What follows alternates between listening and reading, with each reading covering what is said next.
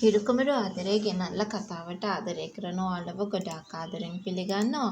ඔය මේකලා පොලිසියට යන නිසා ඉදිරියට දිනෙත්මින්ට මොන වගේ කාරණාවක් සිදු වෙයි කියලාද ඔයාට හිතෙන්නේ? ඉතින් අපි අද වීඩියෝ එක හරහා මේ ගැන තමයි ගොඩාක් දුරට කතා කරන්නට බලාපොරොත්තු වෙන්නේ. ඉතින් වීඩියෝ එකට යන්නට මත්තෙන් මතක් කරනවා මේ වගේ වීඩියෝස් දිනපතාම බලන්න.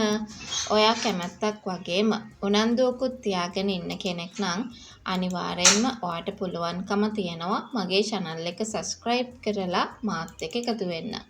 ඒ වගේම like කරන්න, comment කරන්න, තවත් නොදන්න යාළුවෙක් වෙනුවෙන් අනිවාර්යෙන්ම share කරන්නත් අමතක කරන තැනටපත් වෙන්නට එපා කියන ඒ කතාව ගැන තමයි මම මේ වෙලාවේදී ඔයාට මතක් කරන්නට සූදානමකුත් තියාගෙන ඉන්නේ. තව විශ්වාසයකින් යුක්තව කතා කරන්න දැන් කාරණාවක් තියෙනවා. මේකලා ගිහිල්ලා දැන් දිනෙත්මින් නොකරපු දේ කළා. දිනෙත්මින්ට කිසිම උමනාවක් තිබුණේ නැහැ. පොලිසියට උනත් හිතෙන්න පටන් ගත්තා. දිනෙත්මින්ටත් කිසිම උමනාවක් නැහැ. ඒ වගේම හංසනාටත් උමනාවක් නැහැ. මේකේ හරි වැරදිකාරයෝ හොයා. අන්න එහෙම හිත ඉන්න වෙලාවෙත් තමයි මේකලා ඇවිල්ලා පොටක් පෑදුවේ.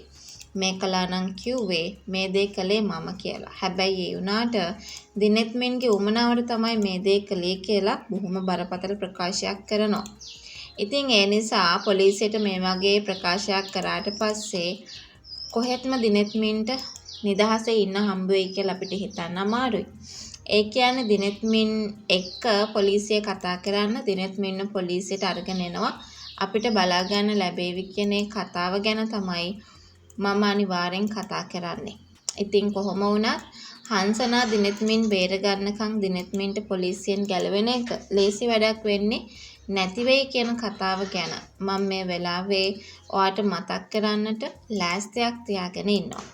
ඒ වගේම මේකලා මේ කියලා තියෙන බොරුවක් කියන එක පොලිසියට හොඳින්ම තේරෙන්න හේතුවක් නැති වේවි. ඒකට හේතුව තමයි ඔය මේකලා දරුණු විදියට දිනෙත්මින්ව පාව දීමක් සිද්ධ කරනවා.